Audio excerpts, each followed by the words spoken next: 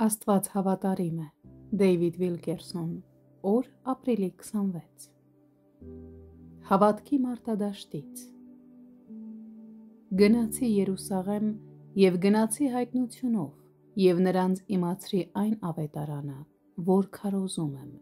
Գաղատացիս 2 գլուխ 1-2 խոսքեր։ Պողոսը գնաց Երուսաղեմ կիսվելու այն խորհուրդներով, որը Աստված ուզում էր հայտնել իր ժողովրդին։ Այս աստվածավախ մարդը Քրիստոսի մասին իր սեփական լիարժեք, փառահեղ հայտնությունն ուներ։ Նա միայնակ փիլիսոփա չէր, որը աստվածաբանական ճշմարտություններ էր հորինում և մտածում էր, թե մի օր ապագա սերունդները կկարդան և կսովորեն իմ մտորումներից։ Պողոսը իր նամակները գրում էր մութ ու խոնավ բանտախցերում։ Նա դրանք գրել է մտրակվելուց մեջքի արյունը սրբելուց հետո, ինչպես նաև ծովից դուրս սողալուց և մեկ այլ նավաբեկությունից փրկվելուց հետո։ Պողոսը գիտեր, որ իր ուսուցանած ողջ ճշմարտությունն ու հայտնությունը գալիս էր հավատքի մարտադաշտից, և նա ուրախանում էր ավետարանի համար կրած իր տառապանքներով։ Նա գիտեր, որ հիմա նա կարող է ամբողջ իշխանությամբ քարոզել յուրաքանչյուր նավաստու, որը նավաբեկության է ենթարկվել, յուրաքանչյուր բանտարկյալի, որը անհույս բանտարկության մեջ է եղել, յուրաքանչյուրին, ով երբևէ մահվան աչքերի մեջ է նայել։ Աստծո հոգին մեզ դարձնում է փորձված և ստուգված վետերան,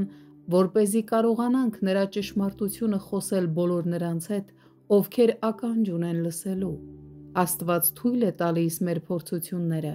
քանի որ Սուրբ Հոգին անտեսանելի գործ է կատարում մեր մեջ։ Քրիստոսի փառքն է ձևավորվում մեր մեջ հավիտենության համար։ Ես կարծում եմ, որ Պողոսի հոգևոր կյանքի մեծ գաղտնիքներից մեկը նրա պատրաստակամությունն էր, առանց բողոքելու ընդունել ցանկացած իրավիճակ։ Նա գրում է. «Ես սովորեցի ինչի մեջ որ կամ, նրանով բավական լինել»։ Փիլիպպեցիս 4 գլուխ 11 խոսք։ Մեր առաջադրանքն է յուրաքանչյուր փորձության մեջ վստահել Աստծուն, որ նա մեզ կտրամադրի ողջ զորությունն ու ռեսուրսները, որոնք մեզ անհրաժեշտ են տառապանքի մեջ գոհունակություն գտնելու համար։ Սխալ մի հասկացեք, լինել գոհունակ չի նշանակում, որ մենք դրանք վայելում ենք։ Դա պարզապես նշանակում է, որ մենք այլևս չենք փորձում պաշտպանվել դրանցից։ Մենք գոհանում ենք մնալով տեղում և դիմանալով այն ամենին, ինչ մեզ տրվում է, գիտակցել, որ մեր Տերը մեր մեջ Քրիստոսի պատկերն է ձևավորում։